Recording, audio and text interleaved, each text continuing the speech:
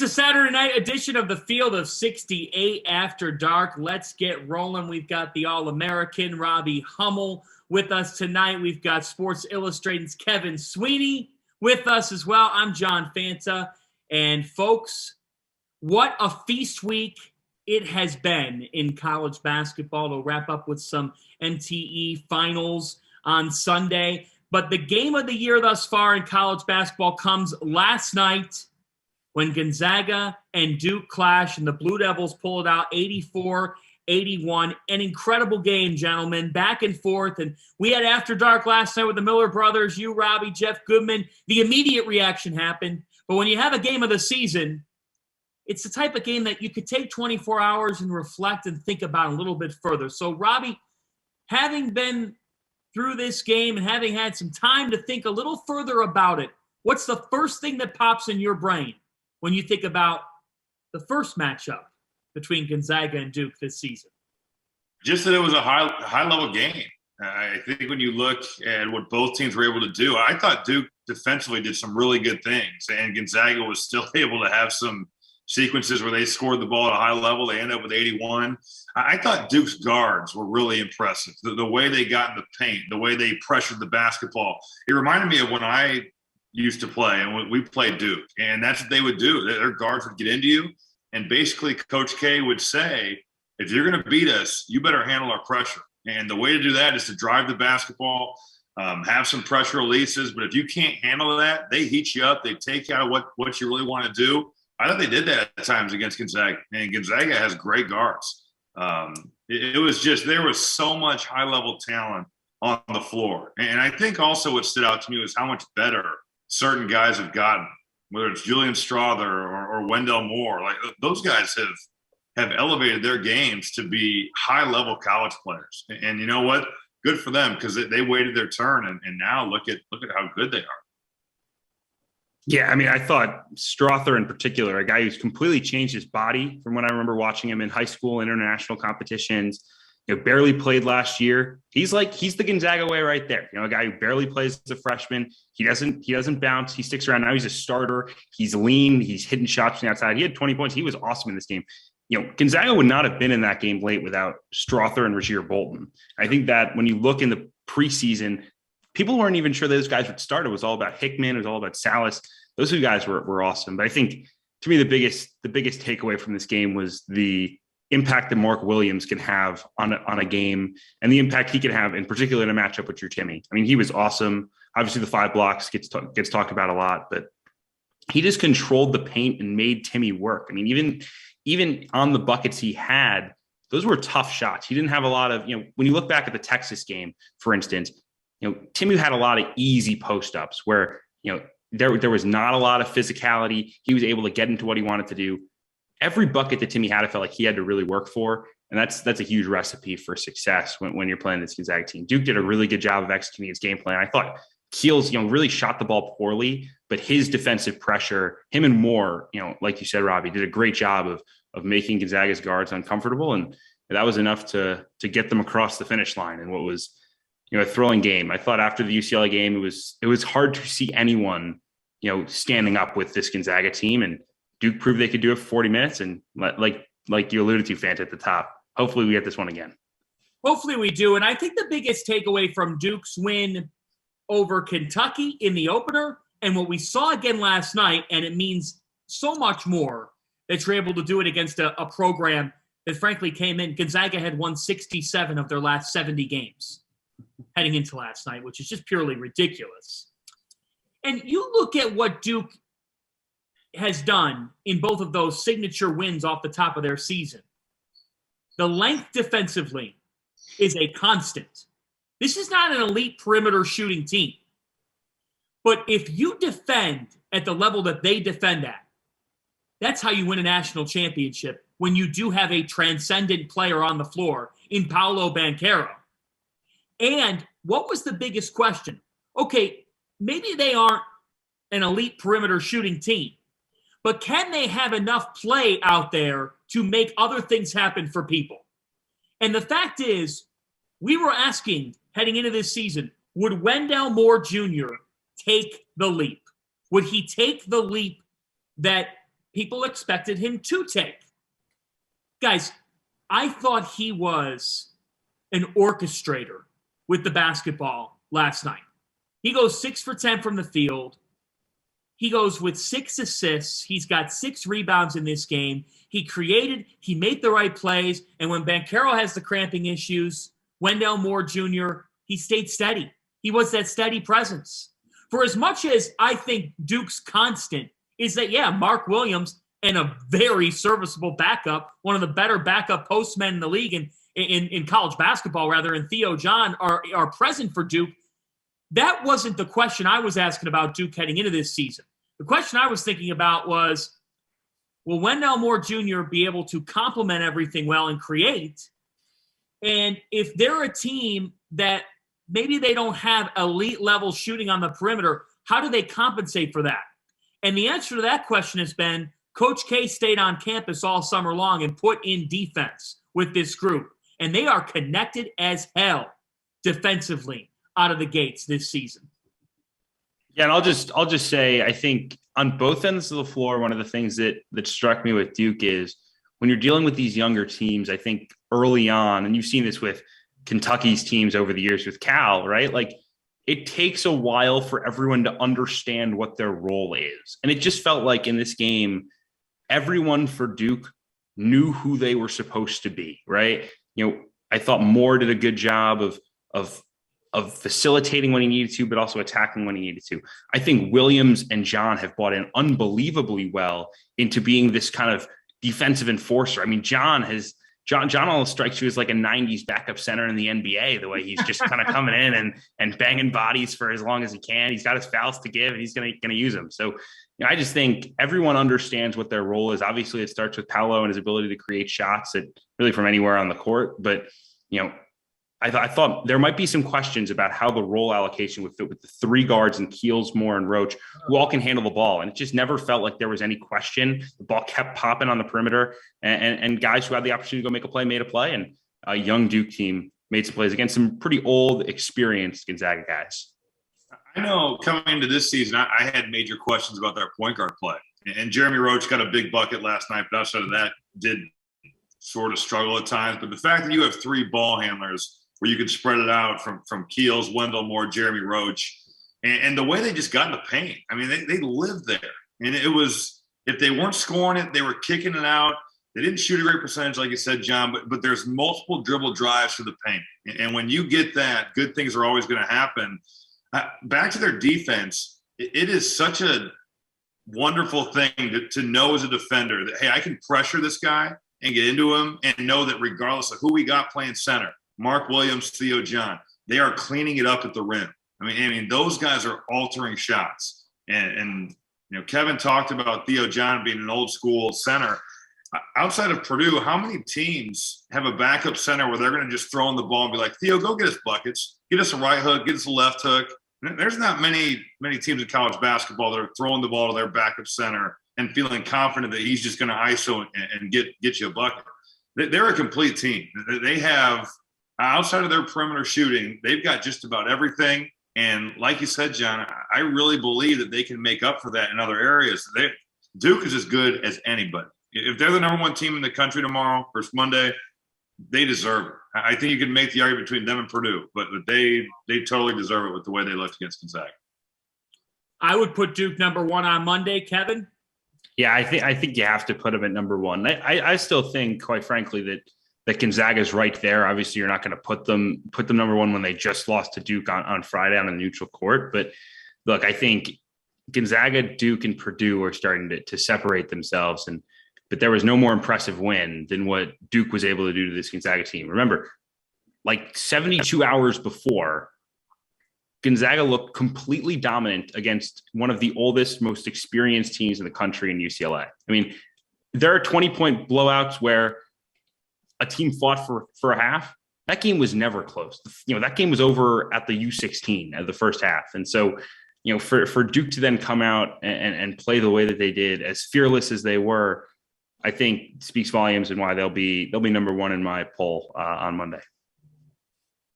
Robbie, it's November, and the calendar does turn this week, but it's just so early. And Bill Self said it a couple weeks ago after the Champions Classic. He's like, you play 2 seasons before the real season begins. Like that. That's the way that he put it.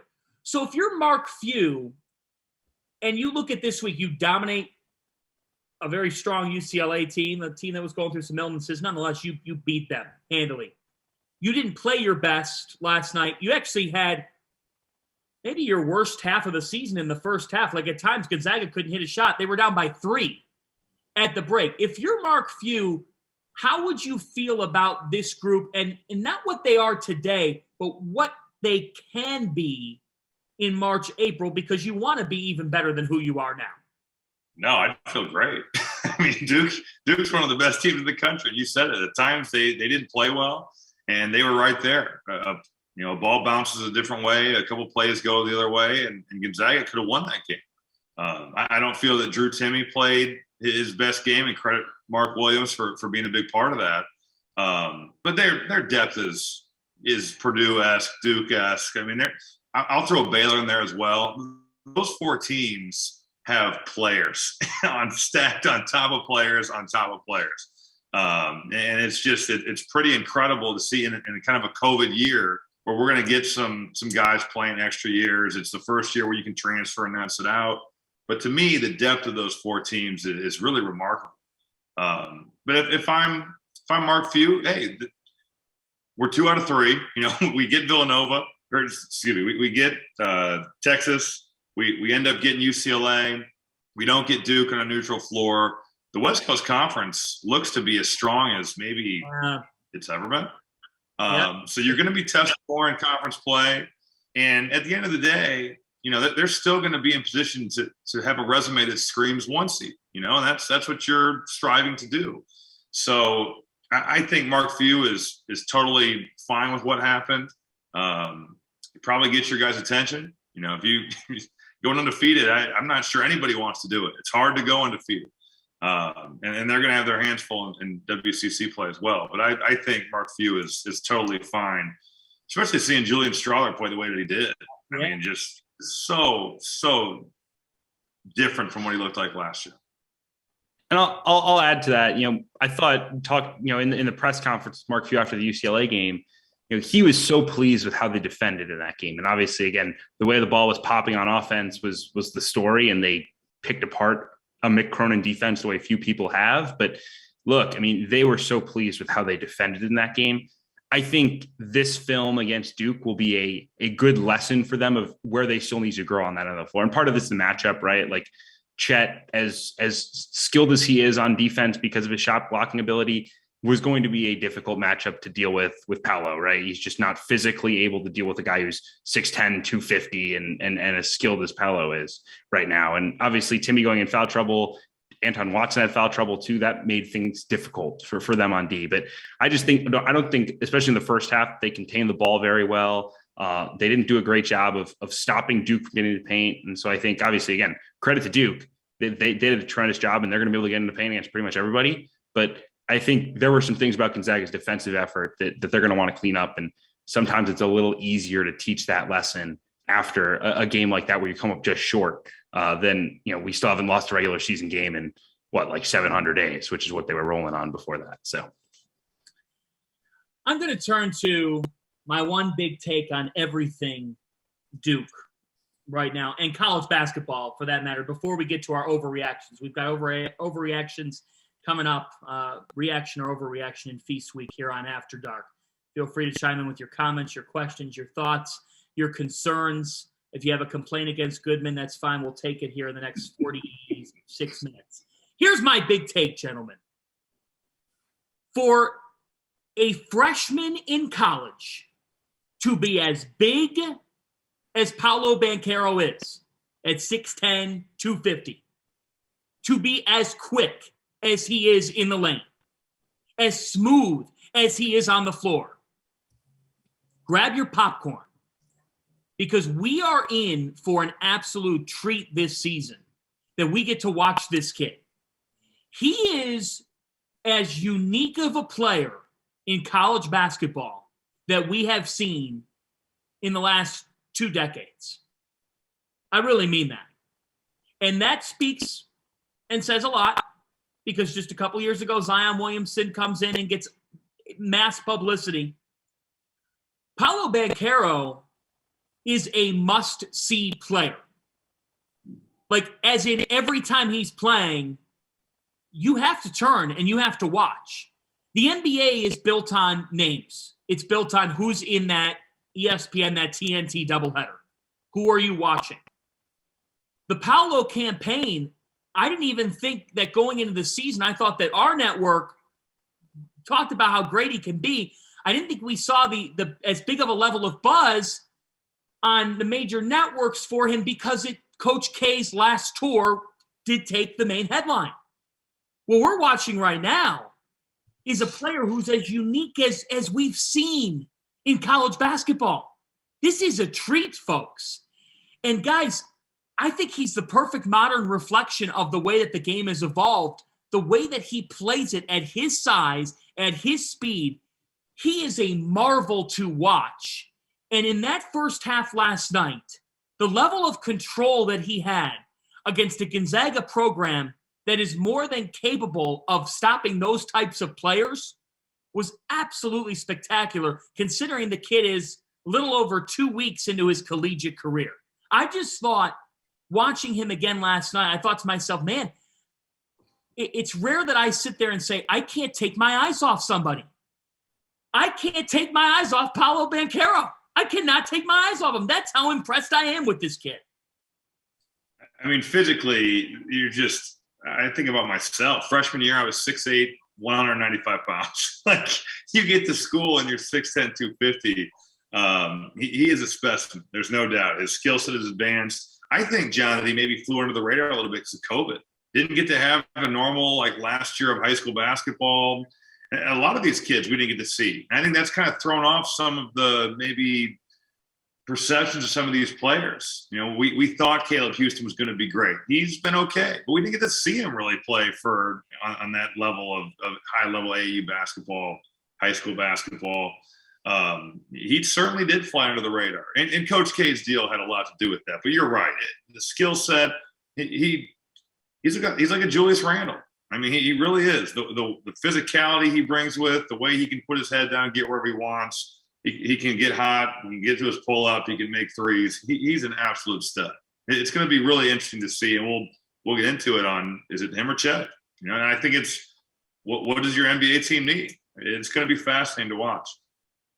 I think Mike Schmitz on the ESPN call right after the game compared him to like a jumbo Carmelo Anthony, which is pretty scary. And again, when you saw him hitting some of those like pull-up transition threes, it was hard not to think of some of those big-time NBA scorers because it was something you just don't see guys even attempt in college basketball very often, right? Like if most guys took some of the shots that he took early in that first half, you know, the coach was like, hold on, let's run our stuff. And the fact that Coach K has that confidence, I mean, obviously Paolo, you know, earned that confidence because he's a bucket getter, but he's more than that, right? He can pass the ball, he can create in the ball screen, he can grab and go, which I think is going to wind up being one of his, you know, really best skills, you know, in throughout this college basketball season is just, you know, get on the glass and go. And I think really that's one of the things that makes Duke dangerous is 1 through 4, all their guys can really push it. I think they're going to be able to get in transition and really take some teams on because of that, because, you know, those dudes can all handle the ball.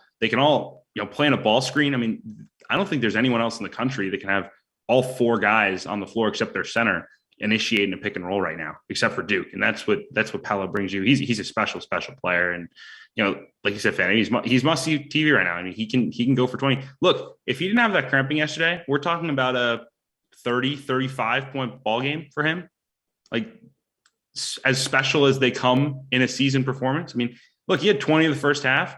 There was no reason why he couldn't have put up 10, 15 more. There was no one else to stop him. I mean, Watson was the only guy who had a chance, it felt like, when he was guarding him. And Watson was in foul trouble. If not for the cramping, he goes for, you know, 30, 35 in this game. And the narrative about him, I think, would have taken off even further. But he's earned all the hype he's going to get in the next days and weeks. I was 5'11", 250 in my freshman year of high school, college, not high school. Christ. I mean, my God, for him to come in and do this at this level, you know, and he's made for it, and we knew he would be, but holy cow, is he a marvel to watch. We've seen great players. Paolo Banchero is different. He's different in the way that he plays the game. There's just a maneuverability factor that is absolutely